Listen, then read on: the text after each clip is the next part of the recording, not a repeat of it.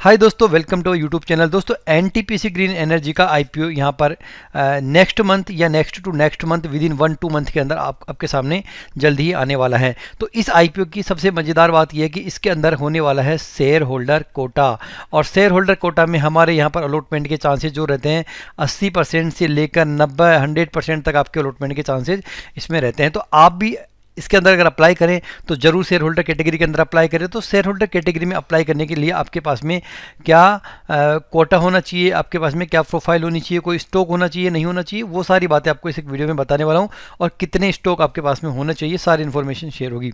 तो देखिए दोस्तों, एनटीपीसी ने यहाँ पर जो सेबी है उसके पास में DRHP यहाँ पर भेज दी है 18 सितंबर को।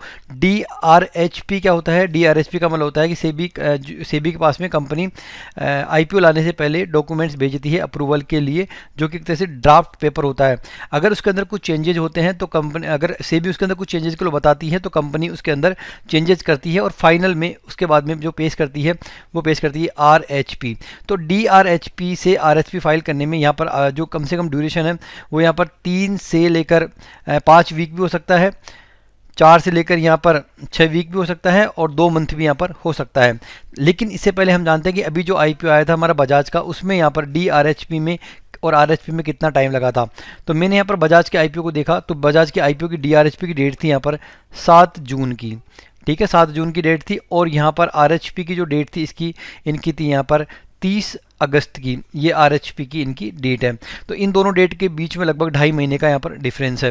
तो हम ये मान सकते हैं कि कम से कम 1 महीना और मैक्सिमम 2 या 3 महीने तक लग सकते हैं। वैसे अकॉर्डिंग टू रूल्स जो होता है वो लास्ट एक साल तक यहाँ पर कंपनी DRHP से RHP यहाँ पर फाइल कर सकती है। ठीक है, तो अब आपको शेयर होल्डर कैटेगरी में पार्टिसिपेट करने के लिए क्या करना चाहिए? शेयर होल्डर कैटेगरी क्या होती है? जैसे रिटेल की कैटेगरी होती है दोस्तों, वैसे यहाँ पर कंपनी क्या करती है, अपने जो पेरेंट कंपनी है, जैसे एनटीपीसी की पेरेंट कंपनी है एनटीपीसी लिमिटेड। अगर आपके पास में एनटीपीसी लिमिटेड का एक भी स्टॉक आपने खरीद रखा है तो आप शेयर होल्डर कैटेगरी के अंदर आप एलिजिबल हो जाओगे।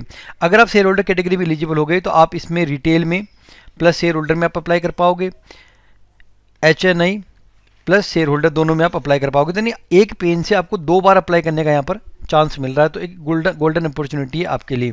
अब यहाँ पर हमें कौन सा शेयर लेना चाहिए और कितने शेयर लेने चाहिए?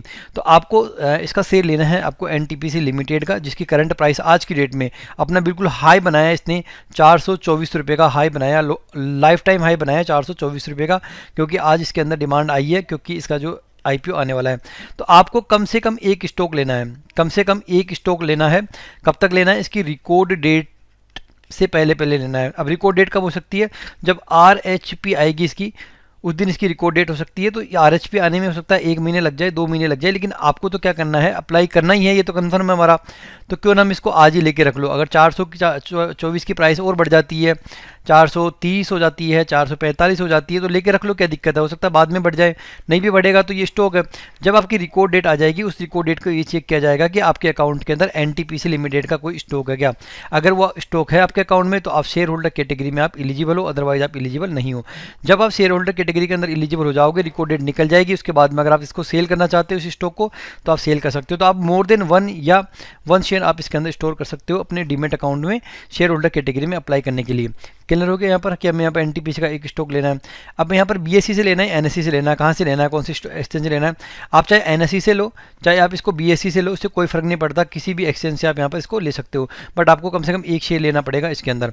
अब जब आप एक शेयर ले लोगे तो आप यहाँ पर शेयर होल्डर कैटेगरी के अंदर प्लस रिटेल या रिटेल प्लस HNI के अंदर आप अप्लाई करने के लिए एलिजिबल हो जाओगे। तो आप यहाँ पर अगर शेयर होल्डर कैटेगरी के अंदर मैक्सिमम लोट अगर आप लगाते हो, 13 लोट लगाते हो, तो आपके अलॉटमेंट के चांसेज यहाँ पर लगभग 80% से 90% तक आपके अलॉटमेंट के यहाँ पर चांस रह सकते हैं। जैसे कि मैंने यहाँ पर बजाज में लगाया था कि 4 में से मुझे 3 आईपीओ मिले थे, तो एक तरीके से ये हो गया कि आपका 90% चांस हुआ मुझे यहाँ पर अलॉटमेंट मिलने का। ठीक है, लेकिन रिटेल के अंदर आपके चांसेस बहुत कम रहते हैं। हो सकता है 15 में से किसी एक को मिले, हो सकता है कि 10 में से किसी एक को मिले। अलॉटमेंट के चांस रिटेल में कम होते हैं, HNI में भी कम होते हैं, लेकिन शेयर होल्डर कैटेगरी में आपके अलॉटमेंट के चांस ज़्यादा रहते हैं। तो अगर आप अलॉटमेंट शेयर होल्डर कैटेगरी में आप अप्लाई करोगे तो आपको मैक्सिमम बीट्स लगानी पड़ेगी। मैक्सिमम बीट अगर मान लो 13 रहती है तो मैक्सिमम बीट लगानी पड़ेगी आपको अलॉटमेंट लेने के लिए। तो ये वीडियो आपके लिए बहुत ही इन्फॉर्मेटिव होने वाला है, क्योंकि NTPC लिमिटेड का स्टॉक अब आपको रख लेना है, क्योंकि जब भी IPO आए, ये नहीं कि सर हम चूक गए, हमको ध्यान नहीं रहा, हम भूल गए। आपको NTPC लिमिटेड का एक स्टॉक अपने पोर्टफोलियो में रखना है। जितने भी आपके पास में डीमेट अकाउंट है, 1 है, 2 है, 5 है, सब के अंदर एक एक शेयर रख लो, ताकि आप यहाँ पर एलिजिबल हो जाओगे। अगर आपके पास में डीमेट अकाउंट नहीं है तो आप डीमेट अकाउंट्स को भी आप ओपन करवा सकते हैं। नया डीमेट अकाउंट ओपन करने के बाद भी आप यहाँ पर NTPC लिमिटेड का स्टॉक अपने पोर्टफोलियो में रख सकते हैं, ताकि आप उसके अंदर शेयर होल्डर कैटेगरी के अंदर आप एलिजिबल हो जाओ। तो हम यह मान सकते हैं कि यार विद इन मतलब 1 से 1.5 महीने के अंदर अंदर, 1 से 1.5 महीने के अंदर अंदर जो NTPC का जो IPO है, NTPC ग्रीन एनर्जी का, वो आपके सामने जल्दी आने वाला है। तो बहुत बड़ा IPO होने वाला है, बहुत ही डिमांडिंग IPO रहने वाला है। तो आपको इस IPO पे नज़र रखनी है। दोस्तों वीडियो अच्छा लगा लाइक कर दीजिए, चैनल को सब्सक्राइब जरूर कर दीजिए। Thanks for watching.